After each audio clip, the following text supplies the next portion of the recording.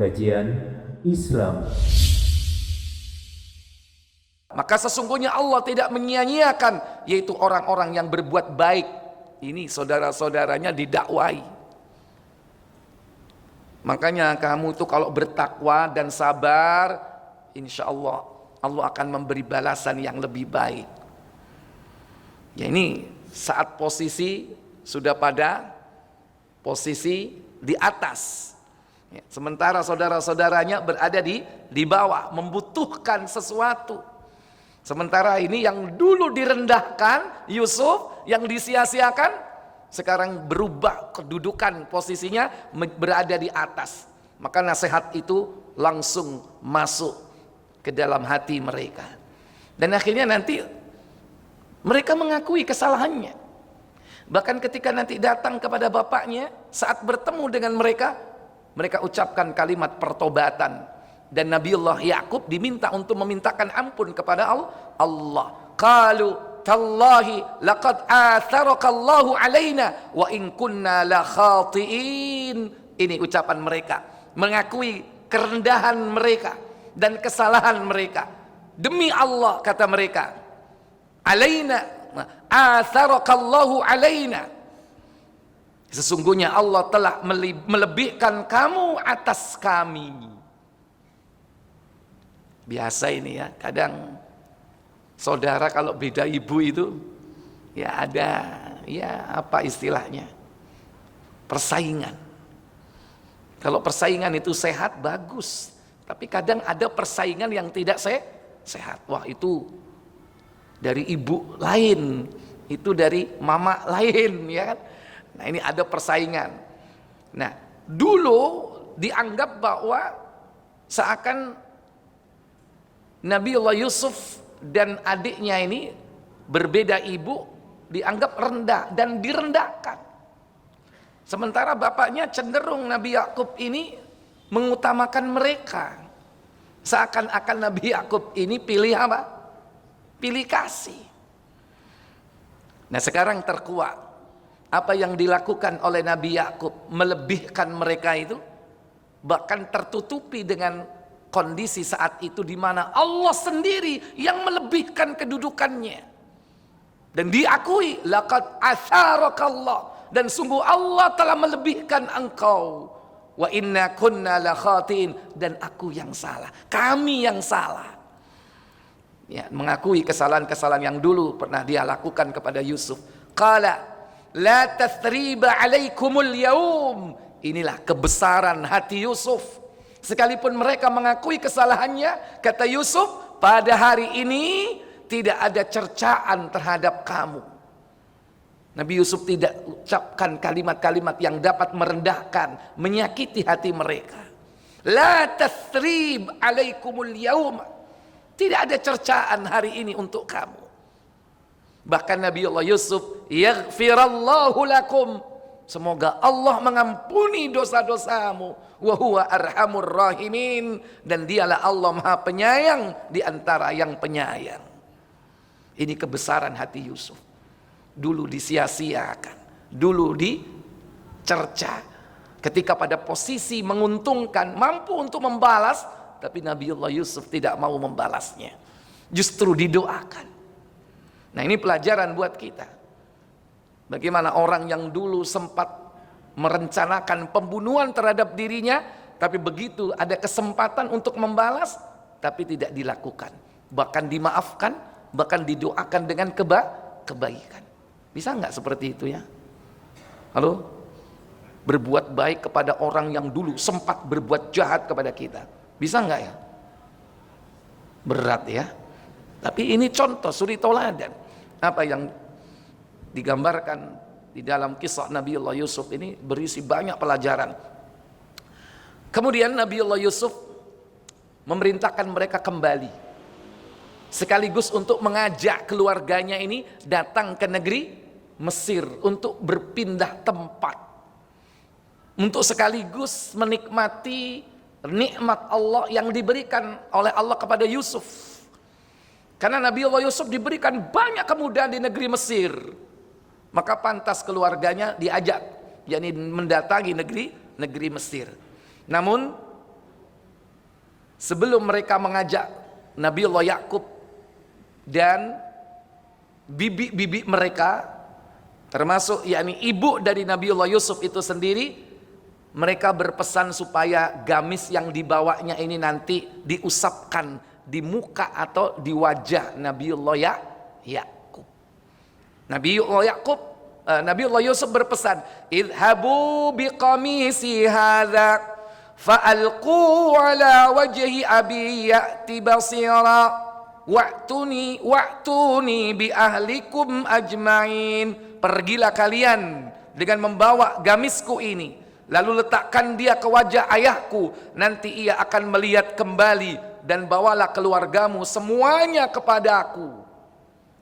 Ketika mereka pulang ke Palestina dengan membawa gamis, saat mereka keluar dari negeri Mesir, begitu mereka keluar dari negeri Mesir, masih jauh negeri Palestina, Nabiullah Yakub itu sudah membau gamis Yusuf, bau keringatnya Nabi Yusuf. Falamma fasalatil 'ir qala abuhum inni la'ajidu riha Yusuf laula an tufannidun. Tatkala kafilah itu telah keluar dari negeri Mesir, berkata ayah mereka, inni la'ajidu riha Yusuf, sesungguhnya aku mencium bau keringat Yusuf. Bapak itu kenal nggak dengan bau keringat anaknya? Halo? Sampean tahu keringatnya siapa, Pak? Hah? Keringat istrinya. Istri yang mana?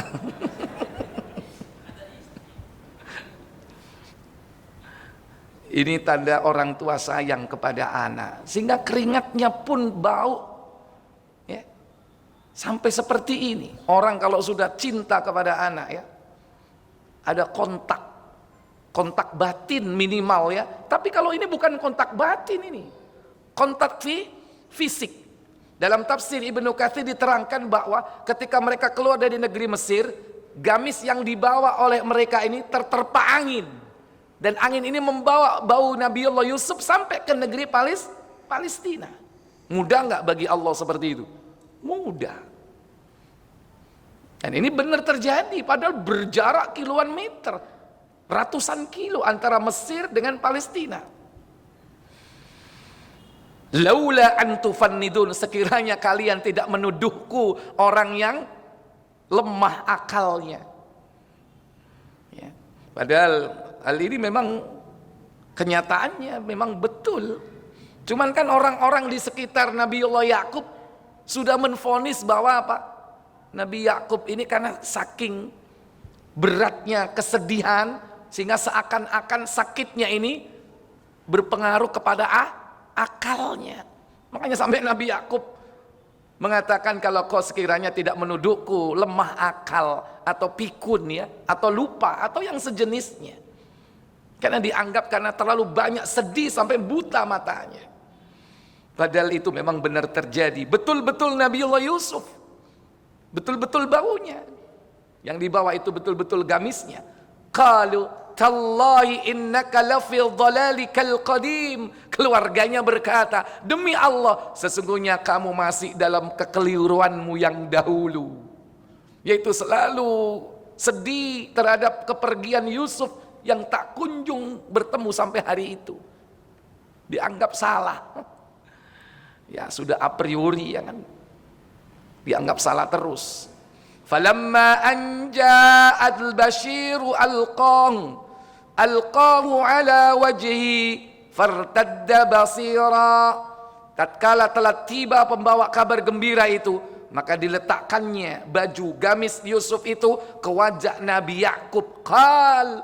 Lantas Nabiullah Yakub berkata, alam aqul lakum inni a'lamu minallahi ma la ta'lamun. Bukankah aku telah berkata kepadamu bahwa aku mengetahui dari Allah apa yang tidak kalian ketahui. Ini statement yang sejak awal sudah dikatakan. Sejak Nabiullah Yusuf itu masih kecil, Nabiullah Yakub itu sudah tahu bagaimana nanti kesudahan dari Nabiullah Yusuf alaihissalam, terutama ketika menyampaikan mimpi beliau, di mana ada 11 planet, matahari dan bulan bersujud. Karena Nabiullah Yakub seorang nabi, diberikan oleh Allah keahlian mentakwil mimpi, dan itu diturunkan atau turun ilmunya kepada Nabiullah Yusuf. Sejak awal Allah sudah memberikan ilmu. Kedua-duanya as-siddiq, yakni ahli takwil mimpi. Kemudian qalu ya abana, inilah ucapan dari keluarga, ucapan dari saudara-saudara Yusuf ketika semuanya sudah terkuak dan terbongkar. Yusuf sudah diketemukan, diberikan kedudukan tinggi oleh Allah. Kemudian bapaknya sudah mengetahui kedok siapa sebenarnya saudara-saudara Yusuf ini, maka terkuaklah, yakni siapa yang benar dan siapa yang salah. Barulah mereka mengakui kesalahannya itu, yakni kepada bapaknya. Qalu, berkata mereka saudara-saudara Yusuf, ya abana istaghfir lana dzunubana, mohonkanlah ampun bagi kami terhadap dosa kami, inna kunna khatiin, sesungguhnya kami adalah orang-orang yang bersalah atau berdosa. Maka Nabiullah Yakub menjanjikan putra-putranya untuk dimintakan ampun kepada Allah tabaraka wa taala dengan mengucapkan qala saufa astaghfiru lakum rabbi innahu huwal ghafurur rahim. Yakub berkata, aku akan mohonkan ampun bagi kalian kepada Rabbku, sesungguhnya dialah yang maha pengampun lagi maha penyayang. Kenapa kok tidak langsung saja Nabiullah Yakub mengangkat kedua tangannya, berdoa seketika itu, memintakan ampun anak-anaknya, tapi masih dijanjikan saufa astaghfiru lakum rabbi, ya nanti aku akan mohonkan, nanti. Maka sebagian mufassir menjelaskan tentang ayat ini, Nabiullah Yakub menunggu datangnya waktu malam, sepertiga malam terakhir untuk memintakan ampun baginya, karena saat itulah saat-saat yang paling mustajab, yaitu sepertiga malam terakhir. Ada hadis sahih bahwa Allah Jalla wa'ala turun ke langit dunia mencari siapa saja yang meminta ampun akan diberikan ampunan, berdoa meminta sesuatu akan dikabulkan permintaannya. Itu terjadi setiap malam, yaitu sepertiga malam terakhir, dan itu terjadi sampai terbitnya fajar atau masuknya waktu subuh. Dan waktu itulah yang paling bagus untuk meminta ampun, yakni waktu sahar. Kita dianjurkan banyak-banyak beristighfar. Maka pertemuan Yusuf dengan kedua orang tuanya inilah sebagai akhir dari semuanya. Momen yang sangat ditunggu-tunggu, kebahagiaan yang sempurna tatkala keduanya melepas rindu antara bapak dan anak yang terpisah puluhan tahun. Berapa tahun kira-kira? Berapa tahun? 31 tahun lebih ya. Lebih mungkin ya. Wallahu a'lam. Kira-kira bagaimana seorang yang bertemu antara bapak dan ibu, antara bapak orang tua dan anak, dengan anaknya yang hilang sudah puluhan tahun. Tentunya ini merupakan saat-saat yang bahagia. Falamma dakhalu ala Yusuf awa ilai abawaihi wa qalat khulu misra insyaallahu aminin. Maka tatkala mereka masuk ke tempat Yusuf merangkul ibu bapaknya dan dia berkata, udkhulu misra.